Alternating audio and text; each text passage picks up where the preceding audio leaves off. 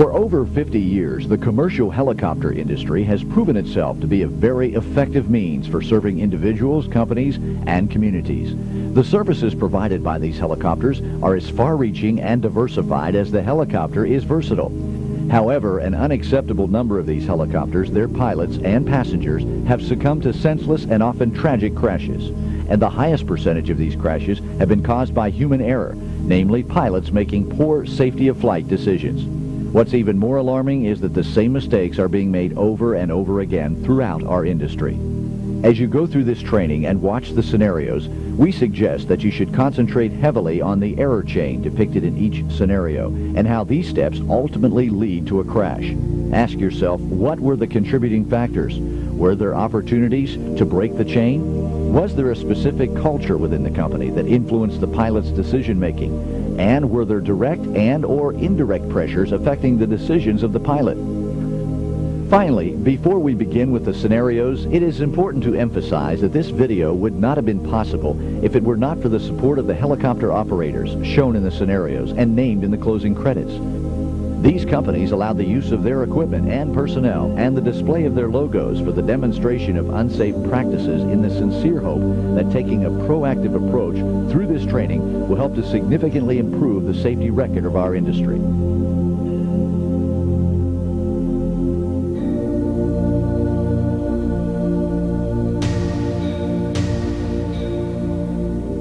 Business was good for this 2-year-old helicopter company. They had made a positive name for themselves, providing sightseeing, photography, and charter service in this large city market. Additionally, they recently signed their first major electronic news gathering contract for one of the major networks. The bidding competition was fierce, the budget was tight, and the contract was short-term, with a long-term renewal option based on satisfactory performance. Paul has been a pilot for this operation since its founding, and one of the 3 full-time pilots employed here. He has a good safety and work history and enjoys his job. But it hasn't been all easy. The news contract has added a much higher workload to the pilots because of the 24-hour service required. Also, the customers often showed a lack of understanding about safety of flight issues, especially regarding weather. One of the 3 pilots had been out sick with the flu, leaving Paul and the other pilots to carry the load with no breaks. The network doesn't care about the operator problems. They just want their aerial video. The 24-hour, 7-day-a-week demands of a news contract also added a new workload for the maintenance department, as the entire company tried to deal with making it through the trial contract period and ultimately winning that long-term contract. This day started like most others. Maintenance was checking the helicopter and finally dealing with some small squawks because the helicopter flew most of the night on a big story about a large protest demonstration that went out of control. Paul checked the forecast for his day shift to determine how the weather might affect his entire day. Often when the call comes in for a hot story, there's no time to receive an update, especially when you know your competition will be racing you to be first on the scene. Maintenance released the helicopter, but reminded Paul that a replacement fuel quantity sending unit for the one that was acting up the previous night had been ordered, and to watch his fuel consumption carefully. Paul pre-flighted his aircraft and began his flying day with the morning traffic watch flight and covering 2 associated auto accidents. Paul and his camera operator noticed the fuel gauge problem, but they would handle it with more frequent fuel stops. Shortly after the traffic watch duty and a quick refueling, Paul and his crew were back out covering a train derailment and a van fire. When Paul finally had a break in the action, he was immediately recruited to give a safety and security briefing to some local fire department trainees. It wasn't long before Paul and the crew were back out to cover a structure fire and then happened to be on scene for a car chase that ensued. Soon the chase concluded, and as the helicopter was returning to base, they were dispatched to a rescue operation where 3 fishermen were trapped on a jetty due to the rising tide. Paul wanted a quick fuel stop because he wasn't sure about his exact fuel consumed, but the competition was already on the way, and the network on Paul's contract wanted to break into live coverage and told him to get there immediately and preferably first. Paul did arrive first, just in time to transmit video of the first fisherman being lifted into the rescue helicopter. The competitor arrived a couple of minutes later, and they both covered the rescue of the second fisherman. By this time, Paul was really uncertain of how much fuel he had left due to the bad gauge and told his producer that he wanted to return. She became emphatic about him staying on the scene as long as the competition was there and the 3rd victim was rescued. Since the rescue was progressing quickly, Paul decided to stay on scene until the 3rd victim was removed from the jetty.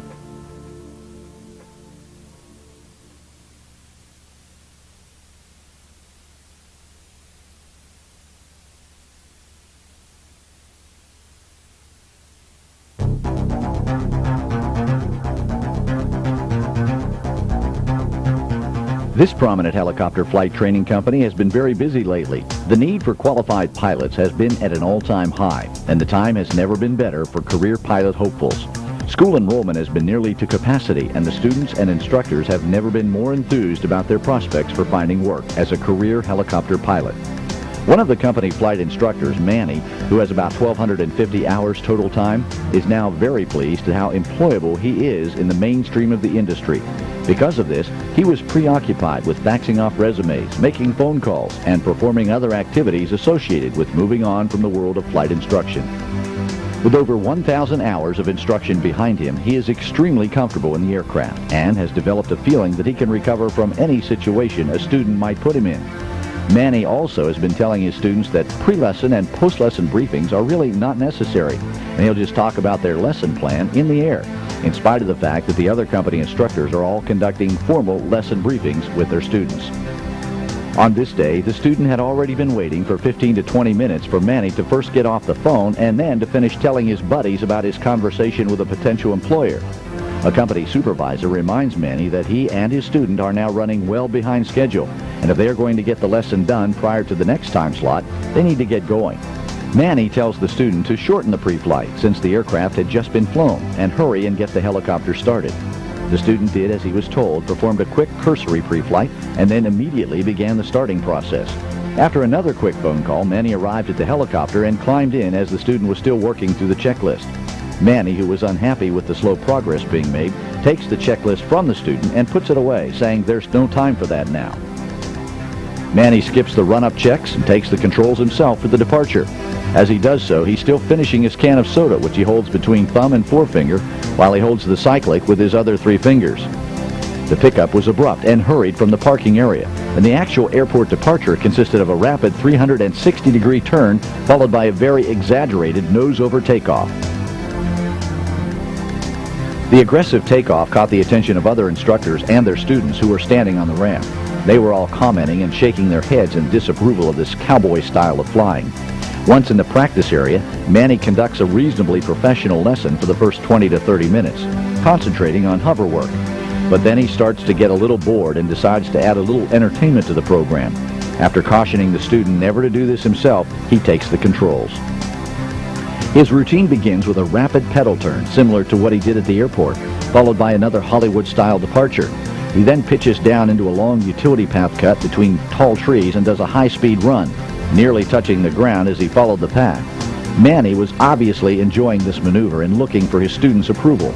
Once they approached the end of the path, Manny did an abrupt pull-up followed by a hammerhead-style turn to take another pass down the path. Manny then flew the aircraft back to the flight school base, where he quickly brought the helicopter into the parking area and abruptly planted it on the parking pad. He left the student to do the shutdown, exited the helicopter, and proceeded to the office so he could continue with his job hunting calls. The student really enjoyed this experience and believed it was the best flight he'd had so far. He tells this to a couple of his fellow student buddies and describes the details of the flight with great animation. Excited about his new helicopter experience, the student decided he wanted to fly some more and took an aircraft out for a solo flight.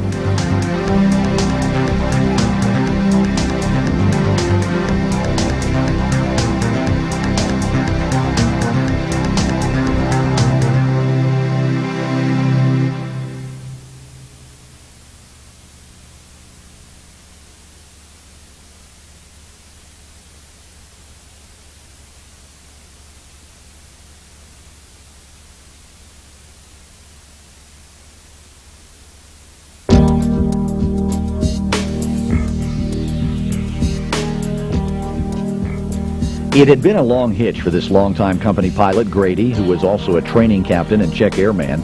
This was the last day of 21 straight days that included his regular 14-day hitch, plus an extra 7 days after his scheduled hitch. The company was short of qualified crews, needed the help, and Grady appreciated the extra money. His relief pilot agreed to come in earlier than normal so that Grady could make it to the airport in time to catch the last jump seat out for the day. But this day would be no different from the others, and Grady was very busy with differing assignments, including typical flights to rigs and various aircraft, training work that needed to be completed, and performing maintenance run-ups. Lunch consisted of nothing more than vending machine snacks, but he was looking forward to going home to participate in a family trip. Later that day, the dispatcher informs Grady of an urgent flight that was needed to take critical parts to a rig that had broken down, and he was the only captain available.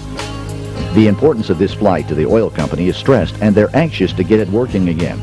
Grady called in a newly hired co-pilot, and they discussed the flight, which was a considerable distance from the base.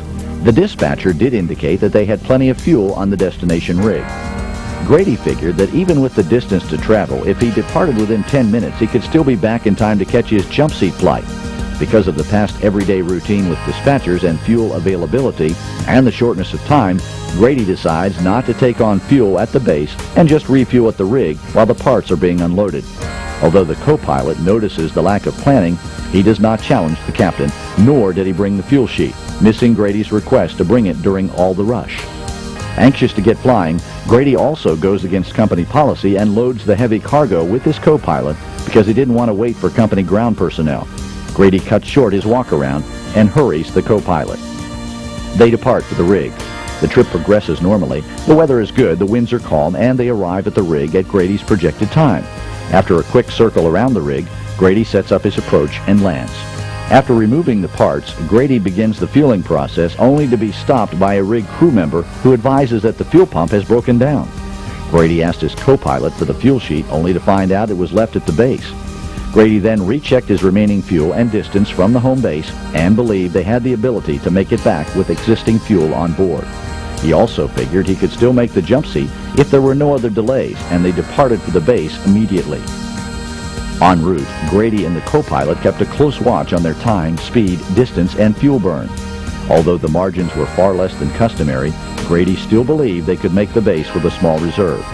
The co-pilot decided to plot a course for a rig that he knew had fuel and was much less flying time than direct to the base.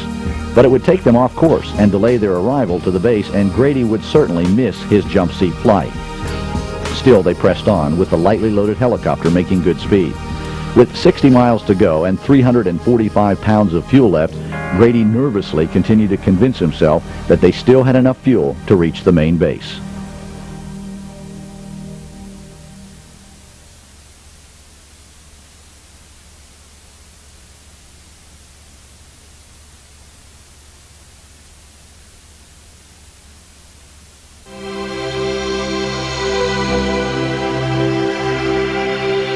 It's midsummer in Alaska and the high season for tourist activity. The cruise ships were in port for the day, and tour flights were fully booked at this helicopter tour operation, which has begun its second season in business. Their business is a popular one because not only do they offer flight seeing over spectacular mountains, glaciers, and ice falls, they also combine the flight seeing with dropping their passengers on the glacier for trekking and camping. Although the tourists enjoy anything the helicopter company provides, the pilots especially enjoy the opportunities to get deep into the higher country, which is often restricted when the weather is low. During the past several days, the weather has been too bad to fly, and it was decided to take advantage of the downtime and do some scheduled maintenance early. However, on the following day, the weather unexpectedly began to improve, and the maintenance crews were immediately under pressure to get the work completed in a much shorter time period than originally anticipated so as not to miss any flights. An hour before the first group is scheduled to be picked up at the dock, the Air Tour Company dock representative arrived to meet the shore excursion manager from the ship to coordinate the day's departures. Due to the marginal weather and the reports of cancellations for the last several days, the shore excursion manager makes it clear if there's any likelihood the group will not be able to fly, she would rather reschedule them on another activity. The shore excursion manager also mentions that the other helicopter company that offers flight seeing trips for the ship's passengers is flying. After more assurances from the Air Tour Company representative, the group leaves the dock for the heliport. The group arrived at the heliport where they are outfitted and briefed for their glacier flight and trek. Dispatch is concerned that the next group is scheduled to leave town shortly, and they need to let the dock rep know if she should send them out or not. The shore excursion manager from the ship wants to know if the first group is going to fly on time, and threatens to cancel the rest of the departures and book her passengers on other trips if the tour flights aren't going to proceed as scheduled. The pilot, Jason, reminds the mechanic of the tight situation, and the final stages of the work is completed in a rush, and the aircraft is put back online in time for the tour flights. The shore excursion manager is informed to continue sending the groups, and the flights would proceed. The first group boards the helicopter. Jason does a cursory walk-around and then departs for the first of many scheduled tours. The flight began well, but the weather began to worsen with lowering ceilings and rain present.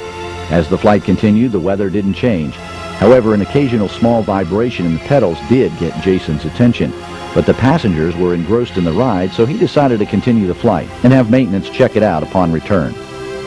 Additionally, Jason, having been bored with not flying for days, decided to go to a special site in the higher country that he knew would really thrill his passengers, and it would be fun for him.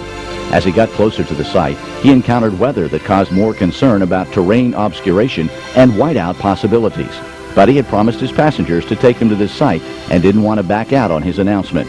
His tail rotor pedals had settled down, and since he knew this area well and the landing zone was just over the next ridge, Jason decided that he could probably deliver on his claim to get to this special landing spot.